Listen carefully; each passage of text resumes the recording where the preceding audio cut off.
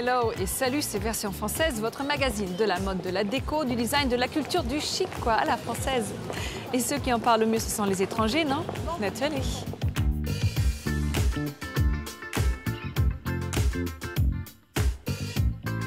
Rencontre avec Mathieu Lehanner, ses innovations design et ses créations incontournables. On vous fera goûter la brise salée de Saint-Jean-de-Luz.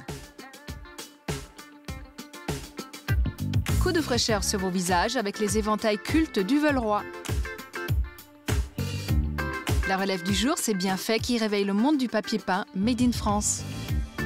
Mais tout de suite, ces points de vue, un regard affûté sur les nouveautés stylées de la semaine. Chic Version Française, c'est maintenant.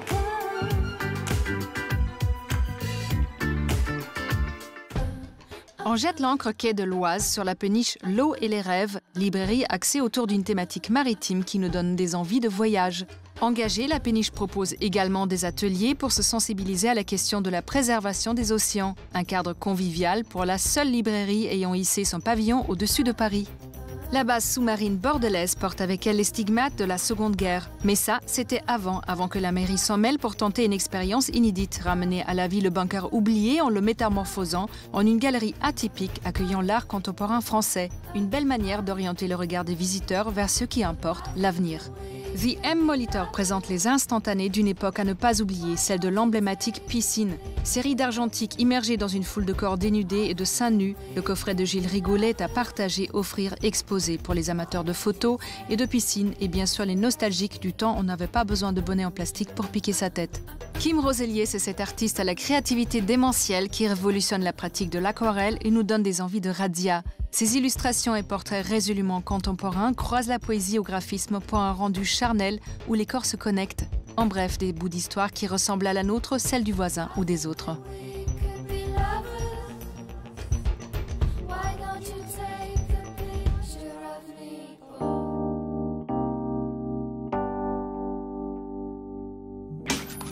Rencontre avec le designer Mathieu Lehanner qui innove avec des objets qui mélangent art, science, technologie et design.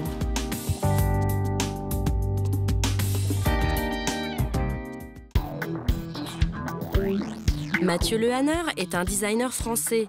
Passionné de sciences, de technologie et d'écologie, il aime joindre l'utile à l'agréable, mais dans une vision avant-gardiste.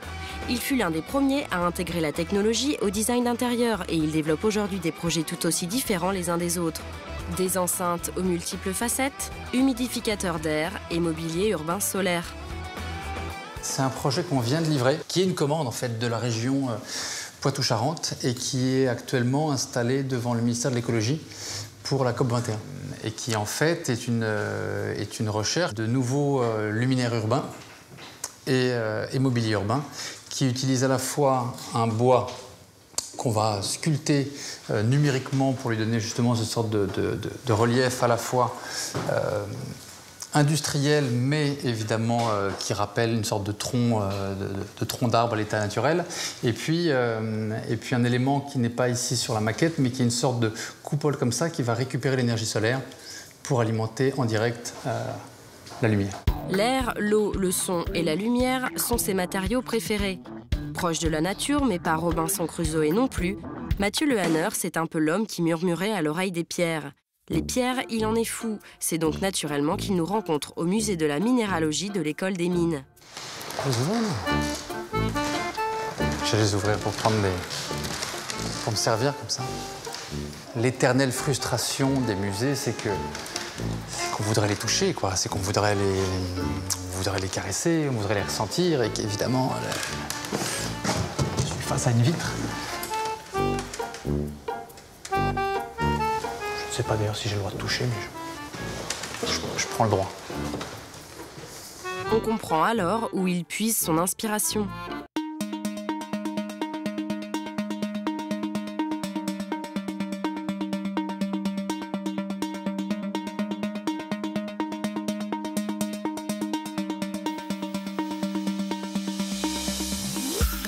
Est-ce le pouvoir des pierres ou pas? Mais Mathieu, le designer, se transforme tout d'un coup en philosophe.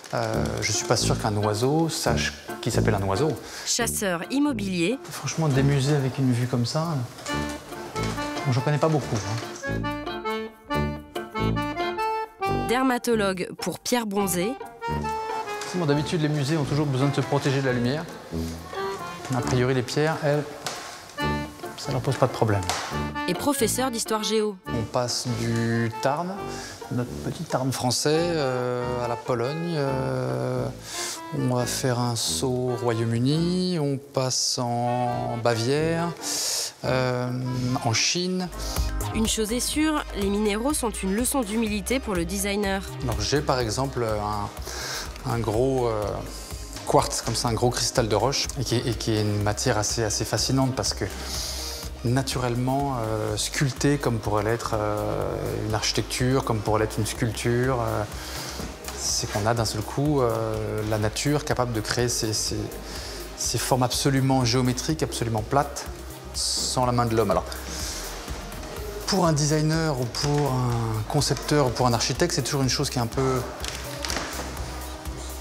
intimidante, où on se dit, mais une fois qu'on a vu tout ça, une fois que vous voyez une chose comme ça, à quoi bon continuer à faire des choses? Donc après, il faut oublier pour se remettre au travail. Laissons donc Mathieu oublier pour qu'il replonge dans de nouveaux projets design aux atouts minéralogiques. Avouez que c'est quand même beau, non?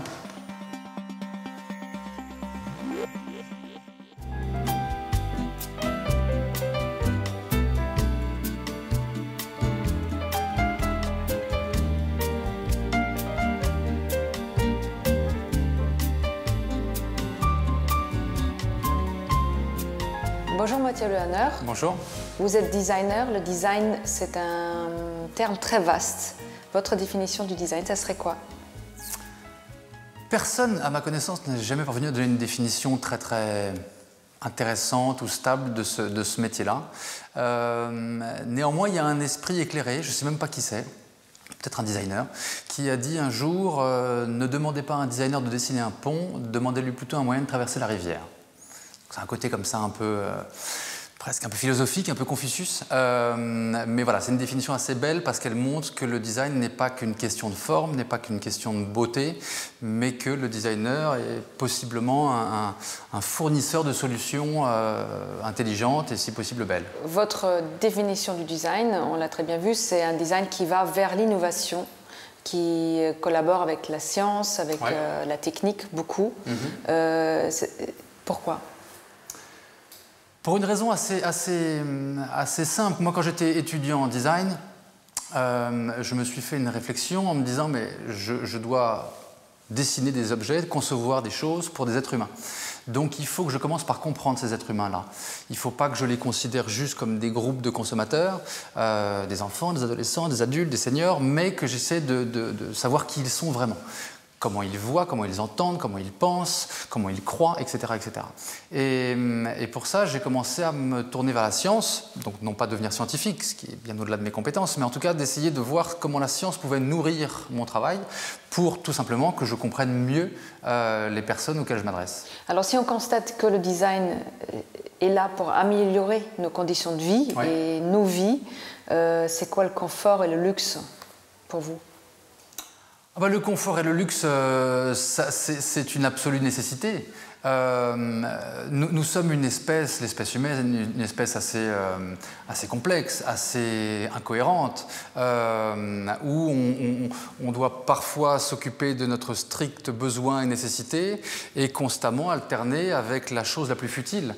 Et ça, je l'accepte et ça m'intéresse. Je ne veux pas non plus me concentrer exclusivement sur des sujets qui seraient, comme les soins palliatifs, extrêmement sérieux, extrêmement lourds. Mais si on considère l'être humain comme mon premier interlocuteur ou mon premier client, si on peut dire, je dois accepter ces choses absolument nécessaires pour lui, pour sa vie, pour sa santé, et puis accepter sa part futile qu'il a chez lui et que j'ai également chez moi.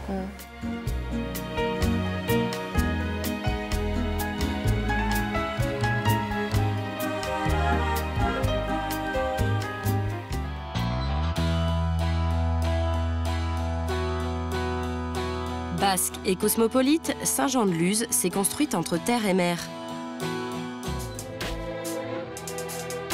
Saint-Jean pour les intimes a aussi un petit côté cuir bien tanné et bien coupé chez Manufactum, où l'on retrouve les créations dans une splendide galerie-atelier. On se trouve dans l'atelier boutique Manufactum. Comme son nom l'indique, c'est un atelier et une boutique dans lequel on fabrique des sacs et accessoires en cuir et toile basque. L'atelier est ouvert sur la boutique ou vice-versa. Notre métier avant tout, c'est la maroquinerie, c'est le fabriquer, c'est de créer. Donc c'était important de se différencier par rapport à une boutique classique et traditionnelle. La clientèle, oui, apprécie beaucoup puisqu'elle a l'odeur du cuir, elle a les bruits de marteau, puis elle nous voit travailler. C'est assez rassurant pour elle aussi de savoir un petit peu d'où viennent les choses. Idéal pour partir affronter les plus belles plages de la côte. Mais attention, car c'est aussi sur ces plages qu'un drôle de créateur se fournit pour y apposer sa griffe. Ça, c'est à base de néoprène de combinaisons de surf recyclées. Je bosse le néoprène, qui est la matière des combinaisons de surf, depuis 1996, date à laquelle j'ai commencé à faire des combinaisons. Je me suis aperçu qu'on pouvait faire d'autres choses avec cette matière, parce que elle était assez fluide et imperméable, résistante à quelques intempéries et surtout très agréable à travailler. Les inspirations de Tom sont ultra graphiques. Là, par exemple, on a un peintre. Mon gros référent, c'est Courrèges. Quelques années de Paco Rabanne et il y a Hussein Chalayan aussi. Ce maillot jaune ferait lui aussi son effet sur les Champs-Élysées. Le col en cuir, le revers de col est en cuir. La manche ici est en cuir, juste le dessus de manche. Pour l'élasticité, le dessous est en néoprène. De la haute couture en néoprène qui ne passerait pas inaperçue aux Halles de Saint-Jean-de-Luz où toutes les saveurs du Pays Basque se télescopent. Et niveau cuisine, c'est aux Okomoko qu'on se retrouve chez le plus jeune chef étoilé de France. Je n'avais jamais pensé faire de la cuisine. J'ai même tenté une école d'ingénieur, ce que mes parents aimaient beaucoup. Et quand je leur ai annoncé que j'allais partir dans ce métier-là, ils étaient beaucoup moins chauds. Merci donc à ses parents de l'avoir laissé suivre sa voie. Le plus gros du travail dans la cuisine, c'est de trouver le produit d'exception, qu'il soit noble ou pas d'ailleurs. Et le travailler le moins possible, de le laisser le plus brut possible. Si on pouvait l'envoyer entier sans rien le faire, juste avec une cuisson parfaite et un jus qui va le sublimer, ça m'irait totalement.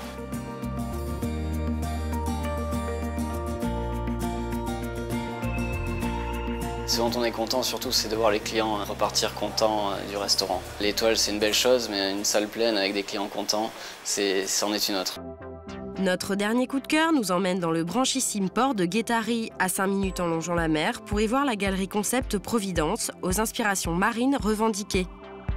Guétari, c'est un petit coin assez atypique et qui est assez unique. Le magasin en lui-même ressemble à une proue de bateau, donc il y a un côté assez naturel. Et Providence, c'était la frégate de Michel le Basque, qui était un corsaire basque. C'est ouvert à toute proposition. En fait, on peut faire du happening. On a fait une exposition avec Franck Cazenave, qui est un artiste de Biarritz, où on a plongé l'endroit dans le noir et c'était une expérience sensorielle. On est dans quelque chose de très ouvert et à plus un lieu qu'une galerie, en fait. Plongé dans la douce vie du Pays Basque avec cette escapade à Saint-Jean-de-Luz.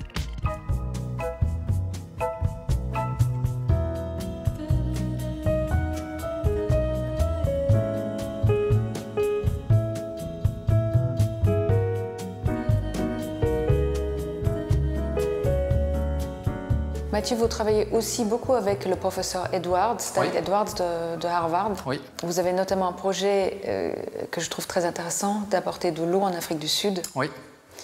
Comment ça se passe? C'est un projet sur lequel on travaille depuis maintenant plusieurs années, où on prototype, où on teste beaucoup de choses. On ne voulait pas du tout arriver en Afrique du Sud avec la bonne réponse en disant voilà, nous sommes les plus forts, les plus intelligents, voilà ce qu'il faut faire.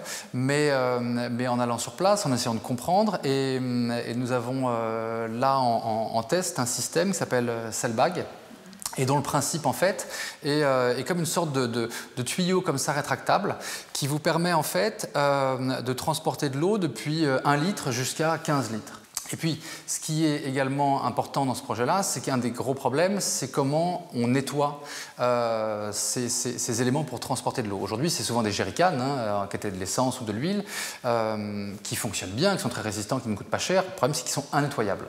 Donc l'eau, évidemment, et un récipient a besoin d'être nettoyé parce qu'elle croupit, parce que ça moisit, etc. Donc le principe de cette étude-là permet aussi très facilement d'accéder et sans consommer de l'eau pour nettoyer mon propre récipient. Pour finir, juste, quel serait votre rêve? Un projet que vous aimeriez réaliser, que vous n'avez pas encore fait? En ce moment, parce que ça change souvent, en ce moment, ce serait sans doute une école. Et une école, j'ai envie de dire au sens large, qui irait de la conception du bâtiment, mais jusqu'à la conception du stylo. Trouver vraiment une façon de faire en sorte que ce moment de l'apprentissage, moi je me suis beaucoup ennuyé à l'école, comme pas mal d'autres je crois, soit un vrai moment où je ne suis pas que passif, où je suis absolument actif, où je comprends quelques rouages de la société, mais sans que déjà on me dise tu sais dehors ça va être difficile, donc je te prépare déjà aujourd'hui à ce que ce soit vraiment difficile. Il y a pour moi des vraies innovations très très humaines, très très à l'écoute de ces moments-là, pour que tout simplement voilà, on vive des moments riches d'apprentissage. Bon, nous, en tout cas, on attend avec impatience une école Mathieu Lerner. Eh ben, merci beaucoup. Merci beaucoup.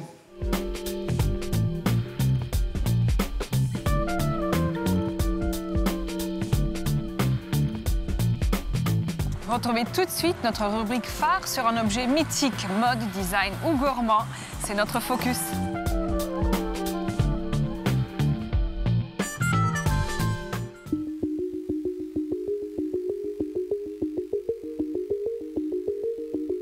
Florissante et célèbre au XIXe siècle, Duvel-Roy était l'une des plus grandes maisons parisiennes d'éventail et fournissait toutes les cours européennes. Alors qu'il est progressivement tombé en désuétude, Raphaël de Panafieux et Héloïse Gilles décident de ressusciter cet objet original à la gestuelle si typique, signée du symbole de la maison, la marguerite. L'une est amoureuse des éventails depuis l'enfance, l'autre s'intéresse au patrimoine de marque depuis 10 ans. Forcément, le coup de foudre était inévitable. Quand on s'est rencontrés avec Héloïse en 2009, on était au bord d'une piscine et je portais un éventail. Je suis une amoureuse des éventails, j'en ai toujours porté. Mon père me rapportait de ses voyages au bout du monde et Héloïse a adoré mon éventail. Elle était elle-même experte en patrimoine de marque et on s'est dit, mais pourquoi cet objet a complètement disparu des mains des femmes alors qu'il est si poétique, si beau, si féminin et qu'il pourrait redevenir un accessoire de mode.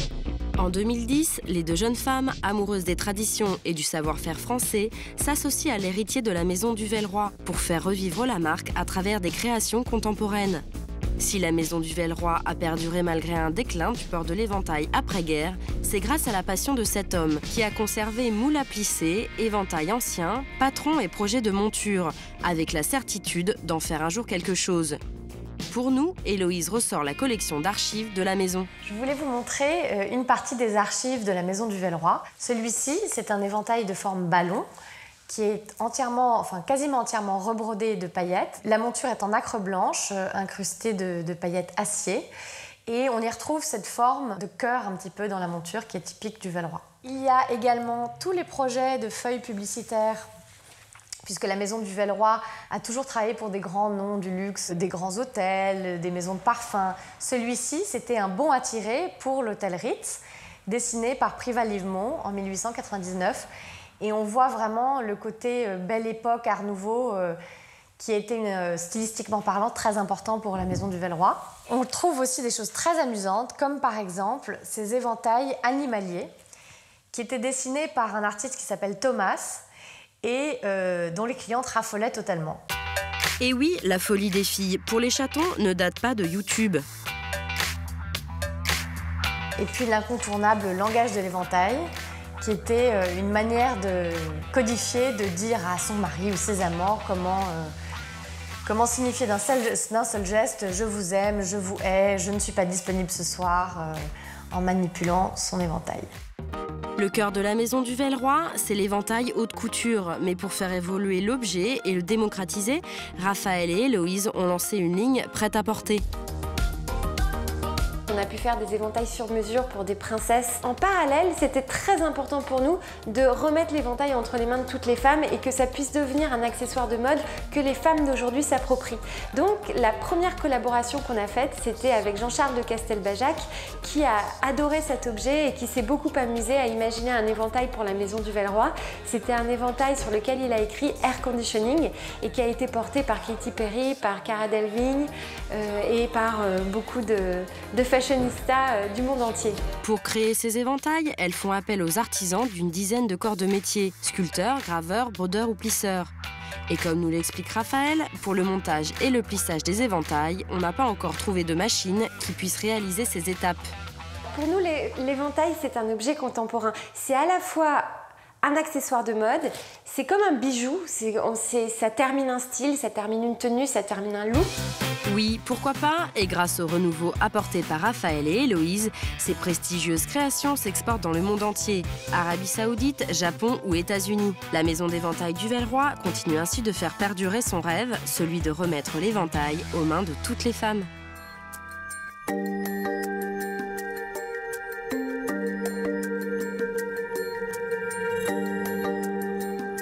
Bienfait, c'est une maison qui crée des papiers peints délicats et graphiques en plein cœur de Paris.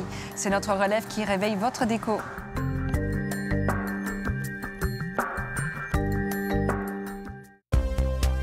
C'est dans le célèbre quartier du Marais que nous sommes allés à la rencontre de Cécile, créatrice de papier peint.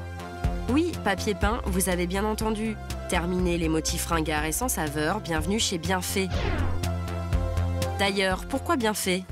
Nous, on a choisi de s'appeler Bienfait, donc on est hyper exigeant, et même s'il y a un tout petit truc qui ne va pas, que peut-être le client ne va jamais voir, moi, ça va m'empêcher de dormir, je ne vais pas le vendre. Donc, poubelle.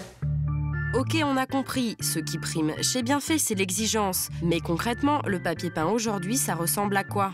Les oiseaux, ça fait partie des papiers peints, des décors qu'on a depuis plus longtemps. C'est presque le premier. C'est un de mes préférés, je l'ai eu 2 fois chez moi, je m'en suis jamais lassée.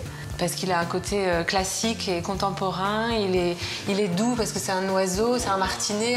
Les martinets, c'est des oiseaux merveilleux qui font tout en volant, qui sont complètement incroyables. C'est ça que j'aime. Et Cécile l'aime tellement qu'elle se les fait tatouer sur le bras. Alors du coup, je l'ai oui, voilà. Ouais. Et à part les oiseaux? Je peux vous montrer Carlton. Carlton, c'est le nom d'un meuble qui est composé de plein de petits modules de toutes les couleurs et que j'ai eu envie de faire s'envoler. Donc on a ces petits blocs de toutes les couleurs qui tourbillonnent. Donc sur ce dessin-là, sur ce décor-là, on a toutes les montagnes, toutes les chaînes de montagnes, tous les volcans. C'est un paysage plus mystérieux, assez nocturne, pour une ambiance cosy. Quelque chose, une bibliothèque, une chambre, avec une atmosphère assez spéciale. Mais il faut être courageux pour l'acheter quand même. Parce que les fonds noirs, les gens, ça leur fait peur. Mais Cécile, elle, n'a pas peur du noir. J'ai une pièce, c'est pas noir, mais j'ai une petite pièce, de commodité, on va dire, qui est peinte en très sombre. Traduction, chez Cécile, même les toilettes sont recouvertes de papier peint. Mais le papier peint, à la base, il est fabriqué comment? Donc voilà, ça a été fait au stylo, de façon très simple. Mais très forte, le trait est très beau, très fort. Et puis ensuite, on a scanné chaque élément et tout a été, j'ai tout recomposé pour constituer ce décor. Avant d'être plaqué au mur, un papier peint, ça s'imagine. D'ailleurs, initialement, la passion de Cécile, c'est plutôt le dessin. Je dessine un nuage, point par point, pour vraiment qu'on sente la légèreté et qu'on sente qu'il y a une main aussi qui l'a dessiné. J'aime bien cette idée-là. Très bien, Cécile semble totalement envoûtée. Mais ça vient d'où cette passion pour le papier peint? Je dessinais sur les murs quand j'étais petite, comme beaucoup d'enfants. Je dessinais des araignées sur mes fleurs. Je suis née dans les années 70, donc il y avait beaucoup de fleurs sur les murs. Et beaucoup de papier peint. Donc je pense que ça, déjà, culturellement, ça m'a clairement marqué. J'ai dessiné du motif pour le tissu pendant 10 ans. Et j'ai eu envie de passer à un support plus grandeur, plus oversize. J'ai eu envie que ça prenne une ampleur différente. Donc le papier peint, ça arrive assez naturellement. Et aujourd'hui, qui achète du papier peint? Alors les clients de Bienfait, c'est vraiment très large. On a à la fois des particuliers qui veulent une déco différente, qui veulent une déco avec de la personnalité, avec une identité très forte, qui veulent que tout de suite chez eux, il y a un changement qui s'opère. Et là, ils vont trouver forcément quelque chose de très bien chez nous parce qu'il y a soit de la couleur, soit un univers qui va tout de suite apporter une identité aux pièces. Mais c'est aussi et surtout des décorateurs. En parlant de clients, Cécile nous emmène justement chez son coiffeur, lui aussi adepte des dessins bien faits sur les murs. Donc, tu vois, quand on vient se faire coiffer chez Fred, on s'installe là et on se voit devant le papier peint.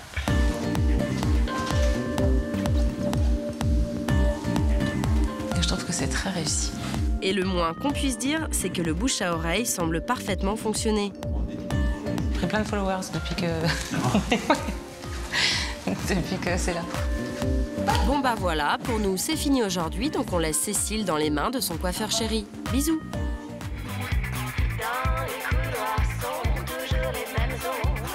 Version française est déjà finie, alors soyez chic toujours et retrouvez-nous la semaine prochaine. Bye.